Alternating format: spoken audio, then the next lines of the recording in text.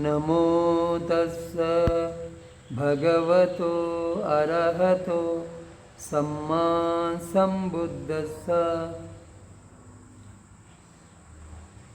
దీఘనికాయలో శ్రామణ్య ఫలసూత్రంలో మగధరాజు అజాతశత్రువు జీవకునితో పాటు జీవకుని మామిడి తోటలో ఉన్నటువంటి బుద్ధుని దర్శనానికి ఏనుగులపై వెళ్తారు. అంటే రాజు 500 మంది అంతఃపుర స్త్రీలతో పాటు 500 ఏనుగుల మీద ఎక్కి జీవకుని మామిడి తోట వద్దకు చేరుకుంటాడు. అంతవరకు ఇంతకుముందు చెప్పుకున్నాం, ఆ తర్వాత చెప్పుకుందాం. అప్పుడు మగధరాజు వైదేహి పుత్ర అజాతశత్రువు ఏనుగుపై ఓదగినంత వరకు పోయి తర్వాత ఏనుగుపై నుండి దిగి కాలినడకన మండలమాల ద్వారం వద్దకు చేరుకున్నాడు. ఆ గుండని మండపం యొక్క ద్వారం వద్దకు చేరుకున్నాడు. చేరుకొని జీవకునితో, సౌమ్య జీవక, భగవానుడెక్కడ అన్నాడు. అదిగో మహారాజా, మధ్యస్తంభాన్ని ఆనుకొని తూర్పుకు ముఖం చేసి భిక్షువులకు ఎదురుగా కూర్చున్నాడు అని జీవకుడు రాజుకు సమాధానము చెప్పిండు. అప్పుడు మగధరాజు వైదేహి పుత్ర అజాతశత్రువు భగవానుని వద్దకు చేరుకున్నాడు. చేరుకొని ఒక పక్కన నిలబడి మౌనంగా నిర్మలమైన చెరువుల ప్రశాంతంగా ఉన్న భిక్షు సంఘాన్ని క్రమంగా పరికించి, భిక్షు సంఘానికి ఉన్న ఈ ప్రశాంతత నా కుమారుడు ఉదయభద్రునకు కూడా కలుగుగాక అని ఉదానాన్ని పలికాడు. మహారాజా, ప్రేమపూర్వకంగా రండి. బంతే, నా ఉదయభద్ర కుమారుడు నాకు ప్రియమైనవాడు. భిక్షు సంఘానికి ఉన్న ఈ ప్రశాంతత నా కుమారుడు ఉదయభద్రునకు కూడా కలుగుగాక. అప్పుడు ఈ అజాతశత్రువు భగవానుని వద్దకు చేరుకొని ప్రశాంతంగా నిర్మలమైనటువంటి సరస్సులాగా ఉన్న భిక్షు సంఘాన్ని చూసి, ఇటువంటి ప్రశాంతత నా కుమారుడు ఉదయభద్రునకు కూడా కలుగుగాక అని ఉదానాన్ని పలికిండంటే అప్పటికప్పుడు అతని నోటి నుంచి ఆ మాటలు వెలువడ్డాయి. అప్పుడు బుద్ధుడు, మహారాజా, ప్రేమపూర్వకంగా రండి అన్నాడు. అప్పుడు రాజు, బంతే, నా ఉదయభద్ర కుమారుడు నాకు ప్రియమైనవాడు. భిక్షు సంఘానికి ఉన్న ఈ ప్రశాంతత నా కుమారుడు ఉదయభద్రునకు కలుగుగాక అన్నాడు.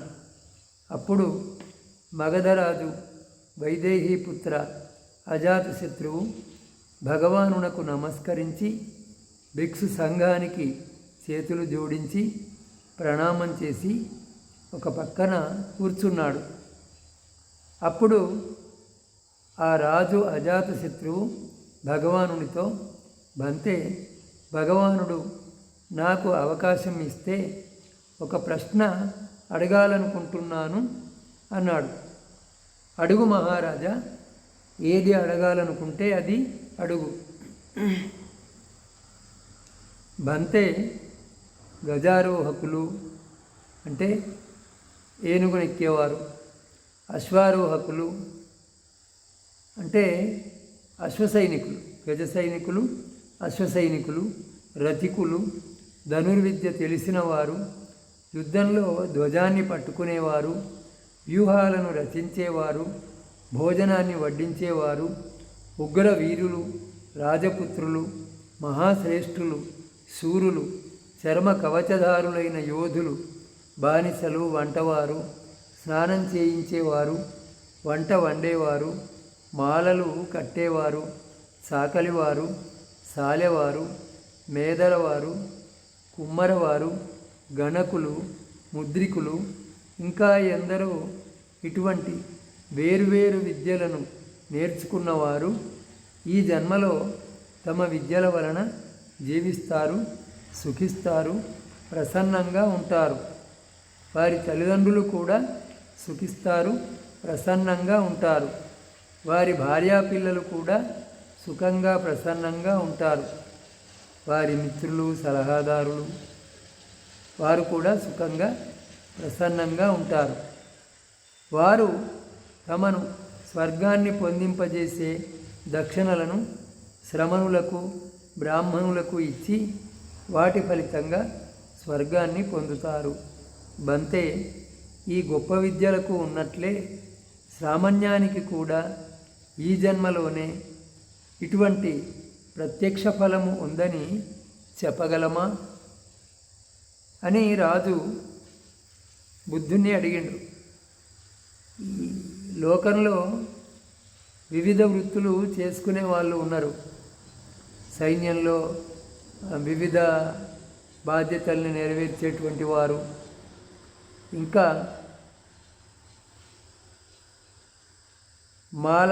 మాలలు కట్టేవాళ్ళు, చాకలి వాళ్ళు, సాలెవాళ్ళు, మేదలవారు, కుమ్మరవారు, గణకులు, ముద్రికులు, ఇట్లా ఎన్నో వృత్తులు చేసేవారు ఉన్నారు. అంటే ఈ వృత్తులన్నీ బుద్ధుడి కాలంలో ఉన్నాయి అని. మేదర వృత్తి, కమ్మర, కుమ్మర, గణక, సాలె, చాకలి, మాలలు కట్టేవాళ్ళు, వీళ్ళంతా. మరి వీళ్ళు ఈ తమ వృత్తులను చేసుకొని వచ్చిన సంపాదనతో భార్యాపిల్లలను పోషిస్తారు, వారి తల్లిదండ్రులను పోషించుకుంటారు. కుటుంబం అంతా సుఖంగా ఉంటుంది. వారి మిత్రులు, సలహాదారులు కూడా సుఖంగా ఉంటారు, సంతోషంగా ఉంటారు. ఇంకా శ్రమణులకు, బ్రాహ్మణులకు దక్షిణ ఇచ్చి ఆ పుణ్యఫలంగా వాళ్ళు స్వర్గాన్ని కూడా పొందుతారు.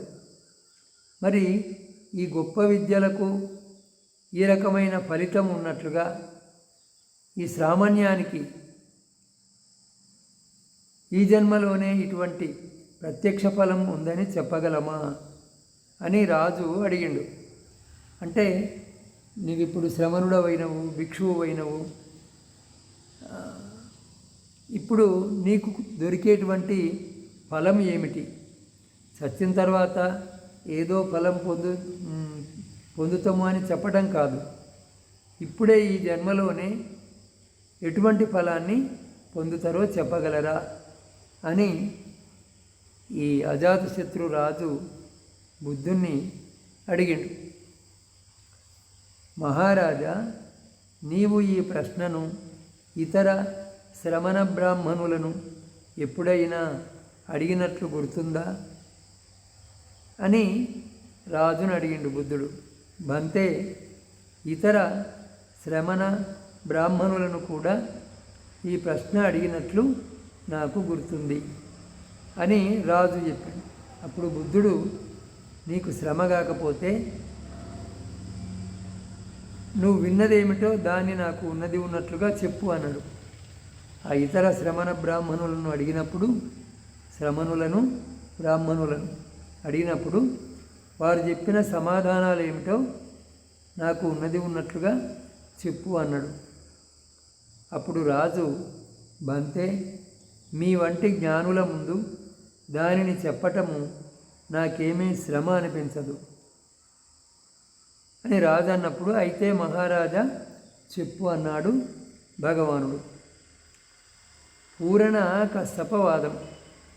ఈ విధంగా బుద్ధుడు రాజు చేత, మనము ఈ సూత్రం యొక్క ఆరంభంలో వివిధ గురువులను గురించి మంత్రులు చెప్పగా విన్నాము కదా. పూరణ కశ్యపుడు, మక్కలి గోసారుడు, అజిత కేశకంబలుడు మొదలైన వాళ్ళు అక్కడ చెప్పబడినటువంటి ఆ గణాచార్యుల గురువుల యొక్క సిద్ధాంతాలు ఏమిటో వాటన్నిటినీ ఇక్కడ భగవానుడు అజాతశత్రువు నోటితో చెప్పిస్తాడు. పూరణకశ్యప వాదం. ఒక సమయంలో బంతే నేను పూరణకశ్యపుని వద్దకు చేరుకున్నాను. చేరుకొని పూరణకశ్యపుని కుశల ప్రశ్నలు అడిగాను. కుశల ప్రశ్నలు అడిగి ఒక పక్కన కూర్చుండి పూరణకశ్యపునితో ఇలా అన్నాను. శ్రీమాన్ పూరణకశ్యప, లోకంలో ఇప్పుడు ఇంతకుముందు చెప్పుకున్నదంతా మళ్ళీ చెప్పుకోవాలి.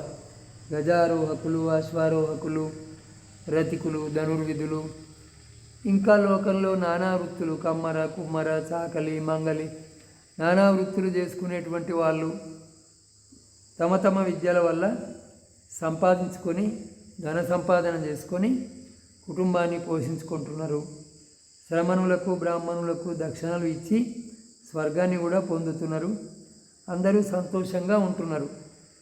మరి ఈ వృత్తులకు ఈ జన్మలోనే ఏ విధంగా ఫలం దొరుకుతున్నదో ఆ విధంగా ఈ శ్రమణత్వానికి దొరికే ఫలమేమైనా ఉన్నదా అని ఈ రాజు ఇంతకుముందు బుద్ధుణ్ణి అడిగినట్టే అప్పుడెప్పుడో పూరణకశ్యపుని కూడా అడిగిండు. దానికి పూరణకశ్యపుడు ఇట్లన్నాడు.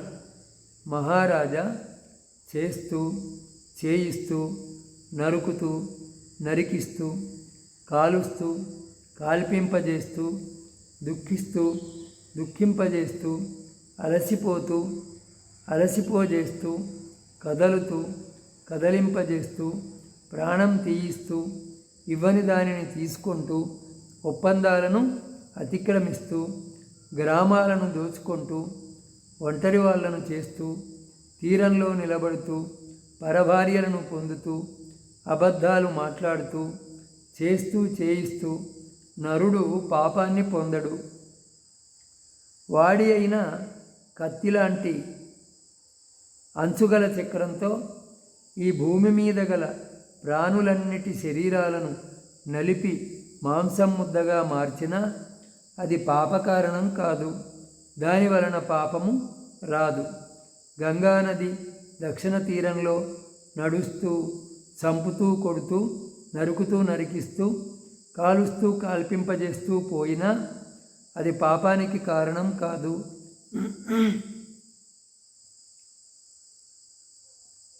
దాని వలన పాపం రాదు. గంగానది ఉత్తర తీరంలో నడుస్తూ దానం చేస్తూ చేయిస్తూ యజ్ఞాలు చేస్తూ చేయిస్తూ పోయినా అది పుణ్యానికి కారణం కాదు. దాని వలన పుణ్యం రాదు. దానం వలన, దమం వలన, ఇంద్రియ నిగ్రహం వలన, సత్యభాషణం వలన పుణ్యము లేదు, పుణ్యం రావటము లేదు. బంతే నేను సామాన్య ఫలం గురించి అడిగితే ఆయన ఇలా అక్రియావాదాన్ని చెప్పాడు. అంటే పూరణకశ్యపుని వాదం పేరు అక్రియావాదం. ఇందాక చెప్పుకున్నాం కదా, నువ్వు మంచి పని చేసినా చెడ్డ పని చేసినా ఆ కర్మకు ఎటువంటి ఫలితం ఉండదు. నువ్వు ఎంత దుష్కర్మలు చేసినా చెడ్డ పనులు చేసినా పాపం రావటము, దాని ఫలంగా దుఃఖాన్ని అనుభవించటము తర్వాత కాలంలో కానీ అప్పుడు కానీ అటువంటిదేమీ ఉండదు. పుణ్యం చేయటం వల్ల, దానం చేయటం వల్ల, యజ్ఞం చేయటం వల్ల ఎటువంటి సుఖము ఉండదు. పుణ్యకారణంగా సుఖం కలుగుతుంది అని చెప్తూ ఉంటారు కదా, అటువంటిది ఏమీ ఉండదు. అంటే మొత్తం మీద మనం చేసే కర్మలకు ఎటువంటి ఫలము ఉండదు అనేది ఈ పూరణకశ్యపుని యొక్క అక్రియావాదం.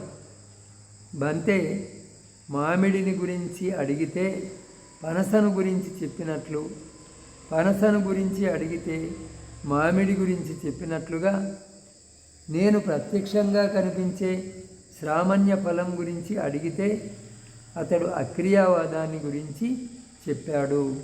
బంతే నా రాజ్యంలో నివసించే ఏ శ్రమణుని కానీ బ్రాహ్మణుని కానీ నేను ద్వేషంతో ఎలా చూడగలను అనిపించింది. అందువలన బంతే నేను ఆయన మాటలను, అంటే పూరణకశ్యపుని మాటలను మెచ్చుకోలేదు, తిరస్కరించలేదు. తిరస్కరించకుండా అసంతుష్టుడను అయినా నా అసంతుష్టిని ప్రకటించకుండా, అతనికి తల ఊపి ఏ భావాన్ని ప్రకటించకుండా ఆసనం నుండి లేచి వచ్చాను అని రాజు అజాతశత్రువు బుద్ధునితో చెప్పిండు. ఇది పూరణకశ్యపుణ్ణి శ్రామణ్యానికి ఈ జన్మలో కలిగే ఫలం గురించి అడిగితే అతను ఏదో అక్రియావాదం చెప్పిండు. నేను అడిగింది ఒకటి, ఆయన చెప్పింది ఒకటి. అయినా నా రాజ్యంలో శ్రమణులను బ్రాహ్మణులను మందలించటం అనేది ఉండదు.